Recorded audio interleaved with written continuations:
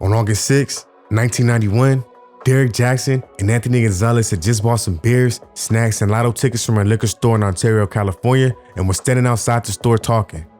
At first, everything was calm. The guys were sipping beers, listening to music, and joking amongst each other.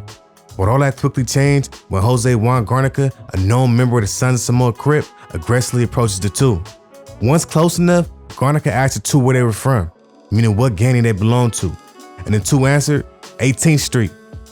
Garnica pulled out a pistol and began firing at the men.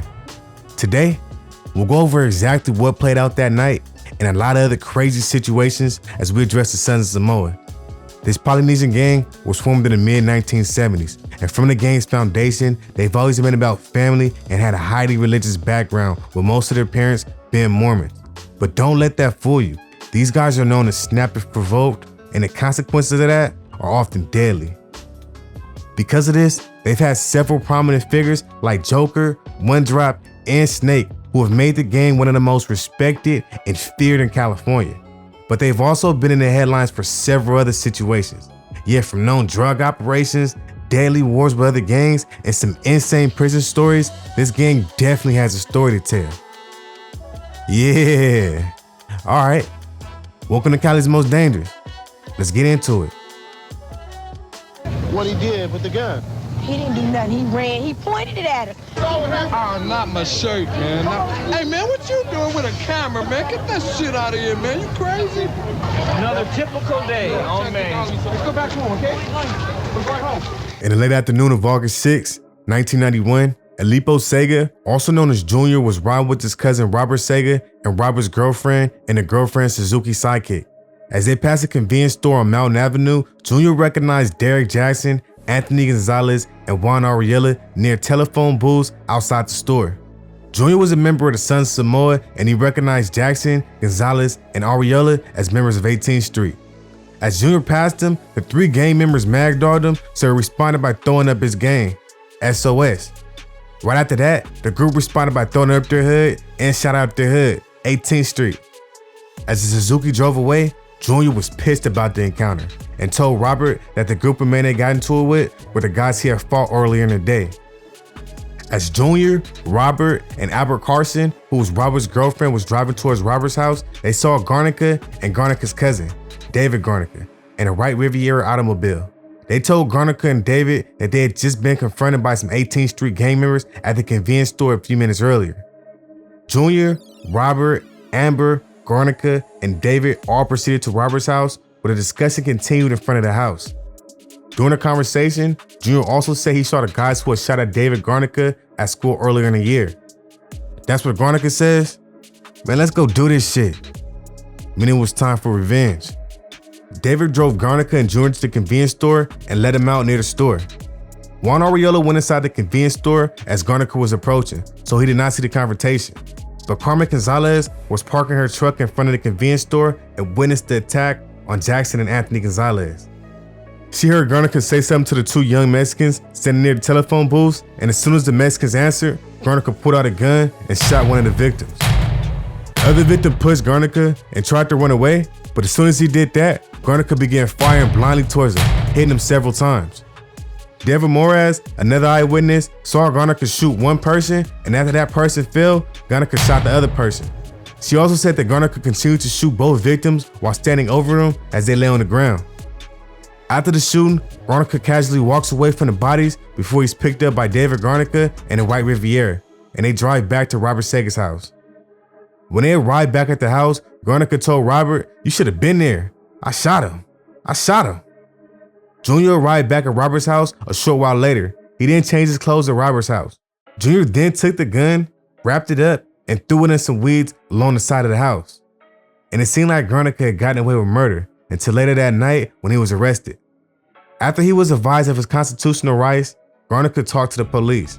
At first, he denied any knowledge of the shooting, but later admitted to shooting the victims, saying, "They shot my cousin." Garnica also told police he shot the victims because one of the victims tried to hit him with the bottle and because the victims faked pulling weapons out of their pockets. However, forensics evidence told a completely different story. It showed that Derek Jackson had been shot 6 or 7 times. Several shots had been fired while Jackson was down on the ground. and all the shots were fired in Jackson's back or side. Anthony Gonzalez had been shot 4 times. The fatal shot was fired while Gonzalez was down on the ground, and most of, if not all the shots, were fired from behind, as if Gonzalez was running away. Garnica testified on his own behalf at trial. He testified that he did not intend to shoot anyone when he's at the convenience store. Stanton said that he just wanted to confront him and get into a fight. Also, he said one of the victims had something in his hands when he approached. And when Garnica tried to ask the victims about their prior attempts to shoot David Garnica, the victim just laughed and said, "So what?" As one of the victims said, "Let's get him," and they moved towards him. One of the victims threw something at Garnica and the other one reached into his pocket. Immediately after that, Garnica became angry and started shooting. In the end, due to forensics evidence and testimonies from several witnesses, the jury found Garnica guilty of the first-degree murders of Derrick Jackson and Anthony Gonzalez, and he was sentenced to 2 concurrent life terms without the possibility of parole. Yeah, bro, ruthless was the first thing that came to mind when going over that situation. These were definitely some execution-style killings. Straight brutal, man. Man, rest in peace to Derrick Jackson and Anthony Gonzalez. But it really just shows you why these guys are one of the most feared and respected in California. The Sons of Samoans are cool, down-to-earth individuals. Shit, most of them are highly religious. But you're going to learn throughout this video that they can snap at any moment if you're an enemy or if they're provoked. And trust, if you thought that one was crazy, you got to stick around because, bruh, this shit gets real with these guys. But first, we got to address who these guys are before we can get into all that. LONGBACH. I'm from the city that all slobs hate. I'm from Strong Beach, where we kick it deep. On the west side on 32nd Street. Mobbing on slobs like nothing. And when I blast on your fool ass, you're in a coffin. When you wake up, you're just one duck. And when you find out that you're 6 feet under, I smoke your ass with the quickness. Program, get with this. I'm talking much shit from the soul.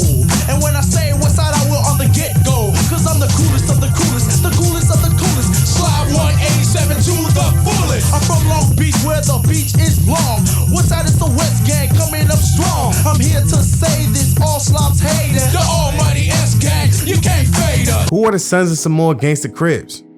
The Sons of Samoa Crips, also known as SOS, are primarily a Samoan gang, but they are definitely known to put on other races. They have Hawaiians, Filipinos, blacks, and even some Asians from the sets. And they're considered to be among the first initial Polynesian gangs to function around LA County. And their structure was influenced by the black street gangs such as groups like the Crips. When it comes to hoods, they have 2 in Long Beach. The original hood is 10th Street SOS. Then it's the West Side SOS, which includes 32nd Street and 33rd Street. It's alright. This ain't the life to live though, but it's the life that we chose, you know? To go more in depth though, they're composed of several cliques, which includes the Eastside Dogs 10th Street, Suicidal Town, which is 15th Street, and the 10th Street Baby Dogs, which is a female clique. When it comes to the area that the original gang is known to function in, their territory stretches from Warlow Street to Willow Street, between Webster Avenue and the 710 freeway.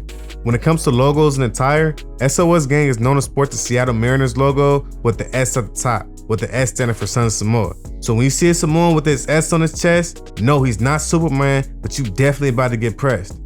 When it comes to alliances, the Sons of Samoa Crips are heavily involved and hold an alliance with the Asian Boy Crips due to their location and similar sense of community and unification. And even though they're not official members, the Sons of Samoa are heavily allied with the C Alliance, consisting of the Suicidal Town Crips, the Exotic Family Crips, and the Asian Boy Crips.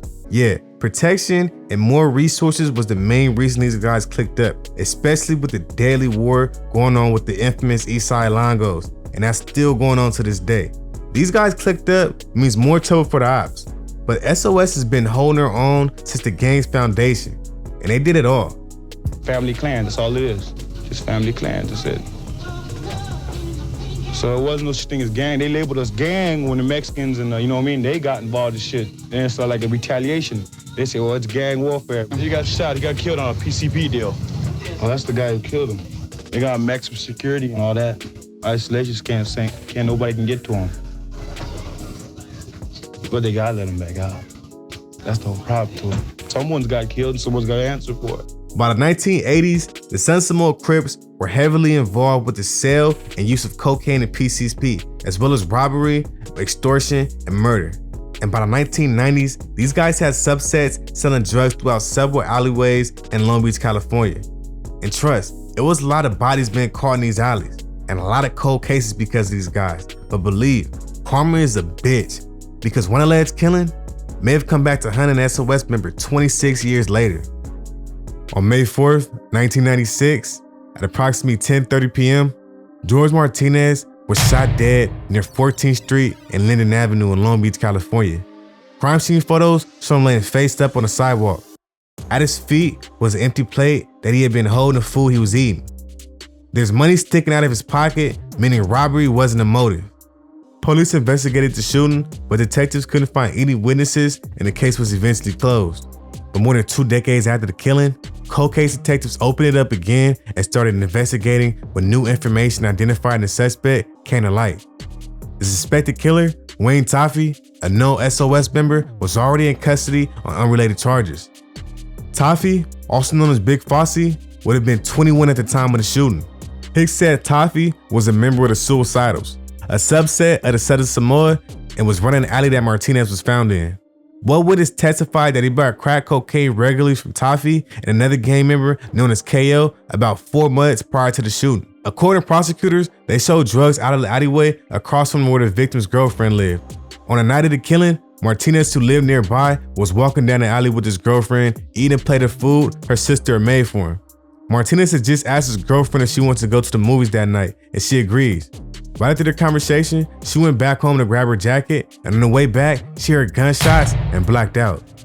After talking to police, she thought the situation was over with. But 2 days later, her home was shot up and she moved to Toffee's sister's house for a few days before moving out of California. Lewis testified that he was walking down the alley to find Toffee when he saw a group of men surround Martinez and asked him, "Where you from?" Meaning, what gang did you belong to? When the victim said, "I don't know," another man said Martinez was from BP, or Barrio Pobre, which is a Sereno gang out in Long Beach, and told Toffee to regulate. Lewis said he heard shots ring out and immediately ran away in fear. Toffee's defense attorney pointed out that there may have been inconsistencies in Lewis's story since police originally interviewed him more than 20 years ago. In addition, he pointed out Lewis said he saw the shooter point the gun at the back of Martinez's head, but the wounds show that they were from the front. The defense attorney also questioned the police handling of evidence. In an opening statement, he said police only found 3 bullet casings at the scene of the shooting, but the evidence box now holds 6 bullet casings and no one knows where the extras came from. He also questioned the motive for the shooting, knowing that Martinez's girlfriend was friends with Toffee's family, even allowing Toffee to sell drugs out of her house. The DA ended his opening statement by adding that there was no physical evidence linking Toffee to the shooting.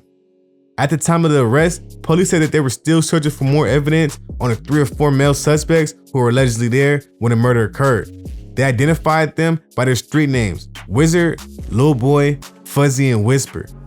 After 3 days of deliberations, jurors could not come to a unanimous decision to convict or acquit the now 45-year-old Wayne Toffee of murdering George Martinez. And Toffee remains jailed on $2 million bail in the meantime. Man, rest in peace to George Martinez. This alleged murder occurred over 26 years ago, but the history of the Sons of Samoa goes back over 4 decades. But we have to go back a little bit further to fully understand the gang. Being from the S gang, is it like give you a lot of pride? I mean, does it make you feel a lot better as an individual? Back then it was like you had pride when you was from SOS. You know, you had a lot of pride. History of the Sons of Samoa. The history information of SOS is based off of the demographics of Long Beach, and we have to go back damn near 100 years to fully understand who they are. Migration from Samoa Islands to the United States began in the 19th century. A small group of Samoans were part of the first Mormon Polynesian colony in the US, which was founded in Utah in 1898 and consisted of Samoans, Hawaiian natives, Tahitians, and more people. With the help of several treaties, American Samoa officially became a U.S. territory in 1900. And in the 1920s, a small group of Mormons from American Samoa immigrated to the modern United States. And for a long time, the population of Samoans was still very small. This was due to the Wall Street crash in 1929, which is a major American stock market crash that occurred in the autumn of 1929, but also due to the Second World War. At this time, America wasn't considered a lucrative place to live, but the tide was starting to turn in the second half of the 1940s. About 300 mostly military families of American Samoans immigrated to the United States, specifically Hawaii, during these years, and the population of Polynesians grew from there. By 1951, nearly 1,000 American Samoans linked with the Army migrated to Honolulu's American bases. And by 1952, the natives of American Samoa became U.S. nationals. This encouraged Samoan immigration to the United States, and during the rest of the decade, nearly 4,000 Samoans immigrated to the United States, mostly California. Through the span of 20 years, the population of Polynesians grew all over the state, and in 1972, the number of American Samoans living in the United States exceeded the population of American Samoa, and California took the place as the main Samoan populated region. By the 1980s, over 22,000 Samoa-born lived in the U.S. And this influx of Polynesian population came when gangbanging was just starting to get on its feet. And because of this, Polynesian youth gangs and cliques did not take long to form. And when these Polynesian gangs formed, such as the Sons of Samoa, the Tongan Crips, and many of the Carson Pirus, a lot of them were formed mainly because of their family ties to one another. Not only that though, but due to such a small population of Polynesians and a lot of racial divisions at the time, these guys were family oriented from the jump, unlike a big amount of gangs who were founded by prominent street figures. Yeah, you better bring your best when you coming against the Mighty S. Trust, these niggas ain't regular or like the rest. They got members that's with every test. Bars, nigga. Anyways, the Sons of Samoa were established in the mid-1970s in Carson, California, but moved to Long Beach, California, on the east side to be exact. And by 1985, the Sons of Samoa had over 200 members scattered throughout Long Beach. Meet Drake, a young man who has spent the last year proving to his neighborhood gang that he is a worthy member. This night, he is to be initiated. For me, I'm too young to be dying this shit, you know. But then again, I like fighting, shooting, and carrying on this and that. Drake is black and joining the younger ranks of a Samoan gang. They are run like a military unit, now crossing racial barriers, and are the more violent soldiers of the gang. Yeah, from the jump, even today, these guys stayed to themselves, were very family oriented, and tend to get along with damn near everybody. Matter of fact, due to Polynesians' overwhelming sense of unity and familiar connections, it's often common to mistake a member of the Sons of Samoa for a civilian, on account of their typically friendly nature, only changed upon being provoked or intoxicated. The Sons of Samoa, despite being extremely Americanized, are still in touch with their Polynesian heritage and underlying culture. They're Christians, Mormons, often deeply religious, and it's not common for some of their members to speak Samoan, being taught by their parents and various community members. But don't let that fool you. These guys have members who are very religious, but are also known to snap at any second. And SOS member Rapati Samanu is a prime example of all that. Rapati Samanu, also known as Paki or Robert, was a member of the Sons of Samoa, and his gang moniker was Smurf or Mr. Smurf. Rapati lived with his large extended family, including his father in Hayward, California. Val Samanu, Rapati's father, was the equivalent of a tribal chief in Samoa, and Rapati was a direct heir to that title. Approximately 24 people lived in a 3-bedroom house with a small 500 square foot outbuilding in the back, including Rapati, his wife, Lafia Lucy, Mafau, and her daughter. Rapati slept in the outbuilding along with other family members. Rapati's activity on the night of the murder were described by Tony Lulu and Jay Paluga, both of whom snitched to reduce charges and testified for the prosecution. That night, Rapati declared his intention to steal a car in order to commit some robberies, so Rapati, Lulu, Paluga, and Titus Samano took off to look for a suitable vehicle to steal. They eventually located a van to their liking, and Tati and Rapati used a screwdriver to steal it. They drove back to their family compound in Haley with the stolen van. The group changed out of their Samoan clothes and into dark clothing, as Rapati brought out firearms from the outbuilding. Lulu knew something big was going to be happening when he saw the guns. Rapati spoke of committing robberies, and everybody was with it. The foursome left the house in a stolen van and began looking for a robbery victim. Paluga was driving, Lulu was in the front passenger seat, and the Samanu brothers, Rapati and Tatu, were in the back seat. After considering and rejecting the few possibilities, the group spotted a potential victim and attempted an armed robbery, but the intended victim escaped. When the group re-entered the stolen van and drove off, Rapati chastised Tati for the botched robbery. He was pissed that they didn't get what they wanted, so they sat around and waited for another lick. They then observed Nolan Pamaton parking his car, and Rapati said, "Let's go back and get that guy that just got out of the car," and Palooka turned the van around. Nolan Pamaton was engaged to marry Wawena Pinello on May 18, 1986. He spent the evening before celebrating with friends and family at a rehearsal dinner at a restaurant in Del City, California. During the rehearsal, his wife gave him a wedding present, a black Movado watch engraved with their intended wedding date, and he put it on immediately. After dinner, Pamaton drove Hayward to her apartment, and he continued on to Hayward, where he intended to spend the night at his father's apartment. Pamaton wasn't trying to be flashy that night, but he still had on a few items of value. He was wearing a brown Gucci watch, a gold engagement ring, a black leather sport coat, an old Old Navy brand pink coat, and boots. When the van approached Pamaton, Rapati, holding a sawed-off shotgun, jumped out of the van and confronted the victim. Pamaton looked shocked and scared, and offered Rapati the inscribed black bravado watch his fiancée gave him just a few hours earlier, saying, "Take this is all I have." Rapati took it and then forced the victim into the van. As they drove off, Rapati and Tati stripped the victim of everything he had, including his boots, sports coat, ring, wallet, and his watch. Rapati became angry when he discovered Pamaton was only carrying $3 in cash. The victim offered to withdraw money from the bank, and by this time was begging for his life. They drove to a bank with the ATM, and Rapati warned Pamaton that if he tried to escape, he would shoot him on the spot. Tati and Lulu accompanied Pamaton at the ATM, where he withdrew $300 and gave it to the defendant upon returning to the van. Lulu was worried that the ATM had photographed him, Tati, and the van, so the three drove off. However, the foursome still wanted the victim to withdraw more money, and when Pamaton told them that the daily limit was $300, they became angry. Rapati ordered Palooka to drive away from the bank and find a dark spot. Rapati and Tati argued over who would kill the victim, while Palooka advised against killing them. Lulu exited the van in an attempt to stop the shooting, seeing no point, as Pamaton had already gave them all the money. And as all this was playing out, Pamaton continued to beg for his life. Well, after a few minutes of debating, the car goes completely silent, and after that, Rapati shoots Pamaton in the chest with a single shot from the shotgun. The four then abandoned the stolen van in the neighborhood and went home. A neighbor noticed the van at around 12:30 a.m. parked with his motor still running. When it was still the next day, with his motor still running, the neighbor called police, who determined that it had been stolen from elsewhere in the city. It also blurred bloodstains, later identified as belonging to the Pamaton. A few days later, police determined that the van bore Tati Samanu's fingerprints.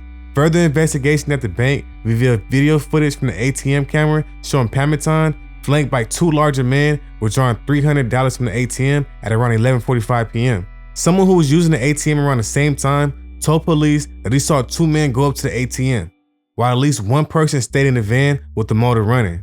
When showed a picture of the victim, the witness thought the smaller man was Pamaton, but was not sure. When showed a photo lineup, the witness chose a picture of Tati Samanu as one of the men that he saw at the ATM. After that, police returned a search warrant for the Hayward home where Tati lived with Rapati and his extended family. Rapati and Tati were at a church function in San Francisco with their families, but Lulu and Palooka were present at the house and were detained by police. In search of both the main house and the outbuilding, police found Pamaton's brown Gucci watch, as well as a variety of ammunition, including shotgun shells. Police also found several items from Pamaton's wallet, including a receipt from the late night ATM transaction. Police seized Rapati's leather coat and found an Acura key in the pocket. Police also found Pamaton's boot and coats at the house. Also on a coffee table in the outbuilding, police found a box for a black Movado watch Panolo had given the victim that night, but it was empty. Police detained Lulu and Palooka in a patrol car while they searched the family home. Not knowing that the police car had recording devices equipped, Lulu and Palooka expressed their hope that police would not find a murder weapon, and they agreed to tell police Palooka's mother had given them the Gucci watch.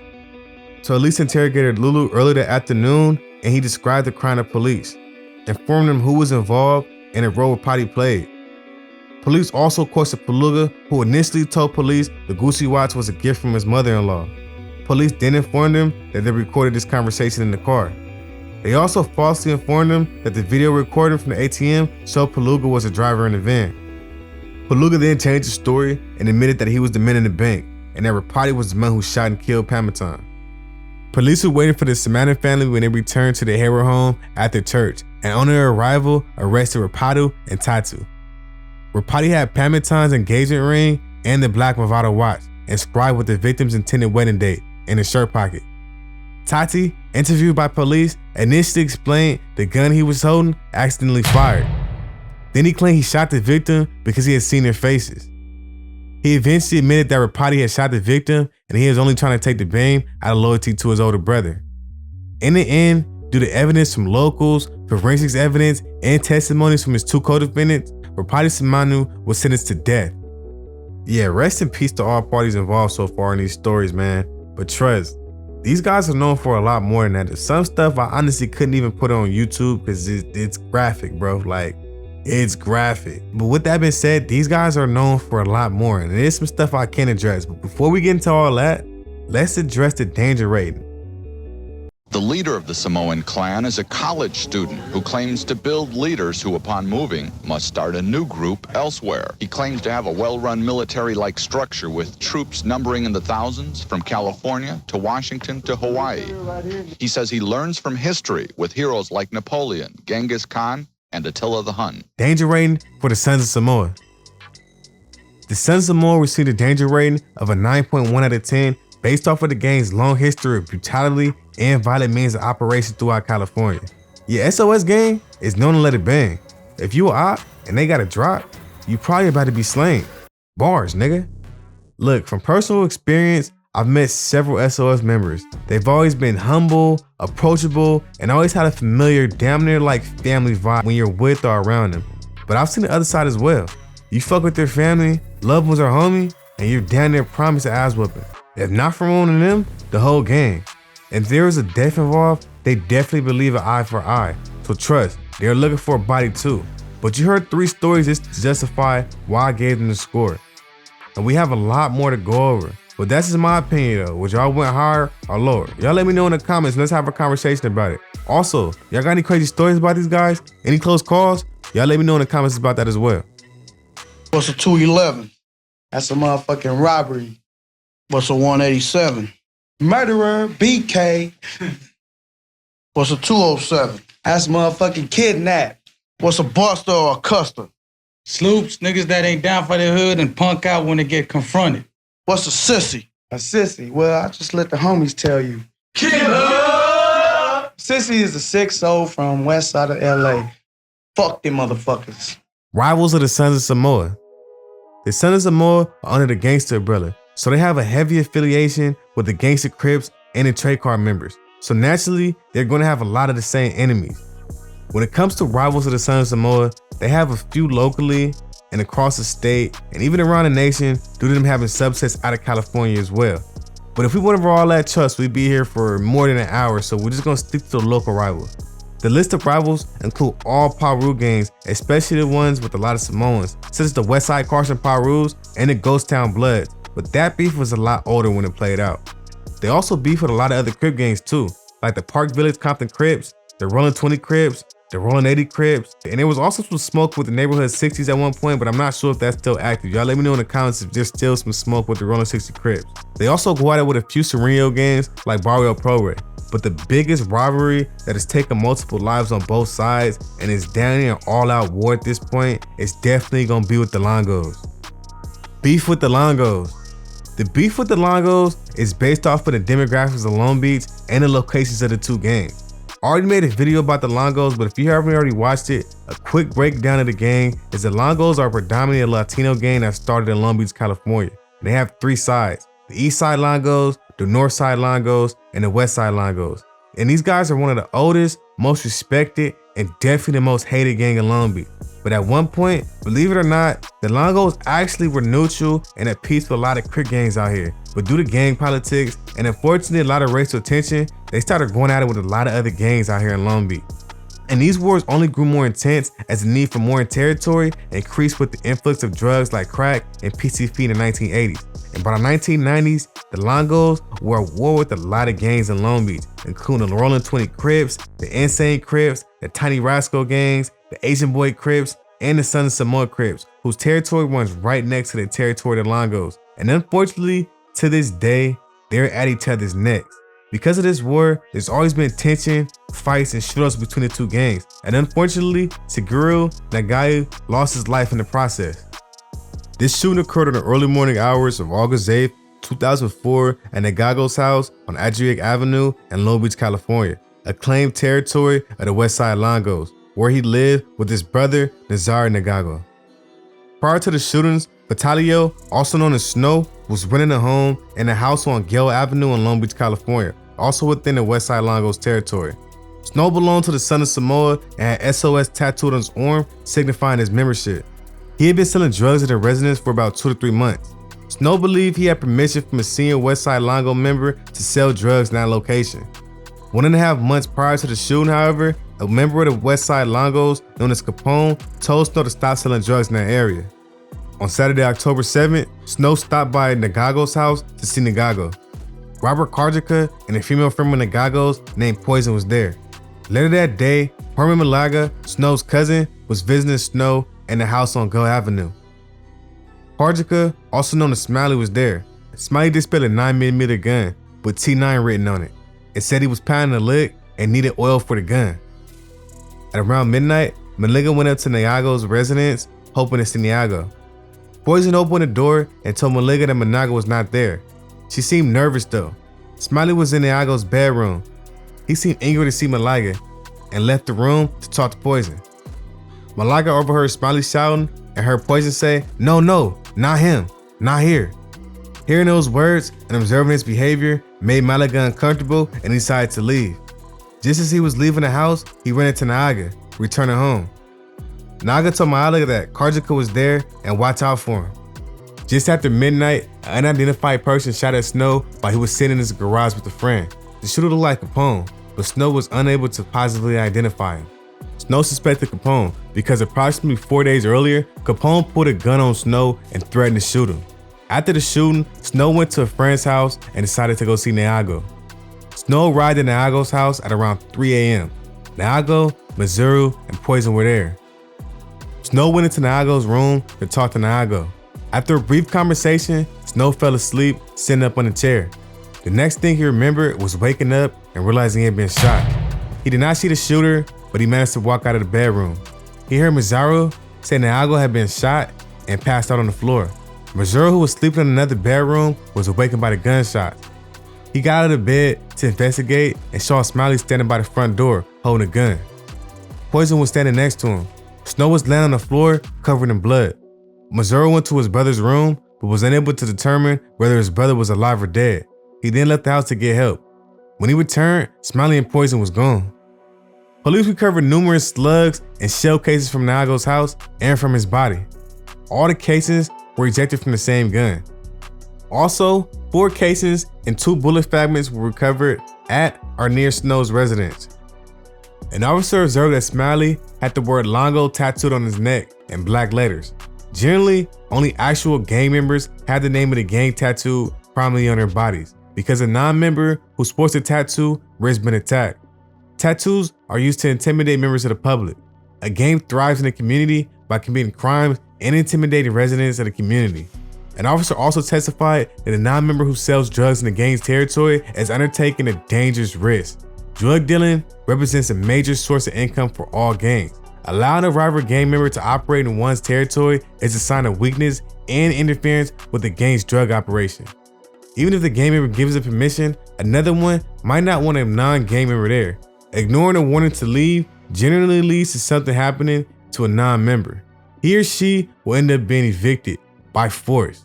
Ultimately, due to forensics evidence and testimonies, the court sentenced Smiley to a term of 25 years to life, plus 25 years to life for the firearm use enhancement. I just told that story to give an example of how deep the hatred between the Longos and the SOS goes, and it just shows how dangerous you can even get for anybody if you're trying to get money as a gang member.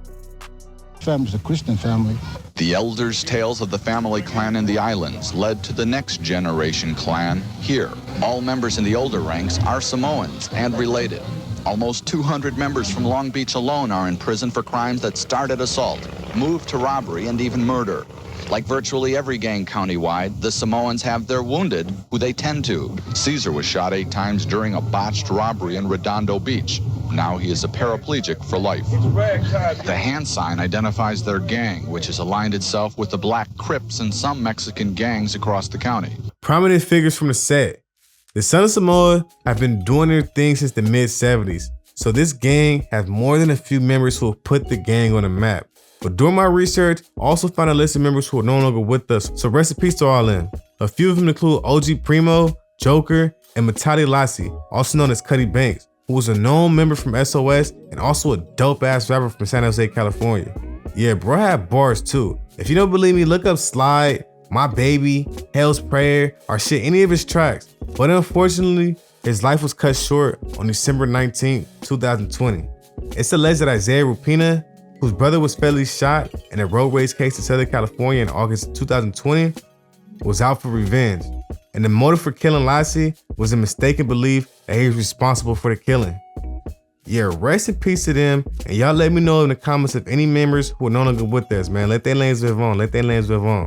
In addition, the Sons of Samoa have several prominent figures who have made the game one of the most respected in California. And they already include the previous mentioned Joker, who's resting in peace, Shoka, Doug, Joe, Nelson, One Drop, and Snake, who are all Eastside originals and put a lot of work in for the game. It's also Spanky, 8Ball, C-Dog, G-Nut, T-Bone, Mace, Junebug, Psycho, Bullet, Lil Monster, Lil Cool, Criminal, Lil Joker, Big Cool, CeeLo, Evil Crip, Prankster, Riddler, Trigger Deuce, Elvin, Hitman, Laylo, Lil Hit, Lil Swan, Toe Up, Solo Boy, Venom, and Wizard. Also, just a few more of the names I really gotta mention is Lil Cool, Crim, Trey, Strike, and Flacco.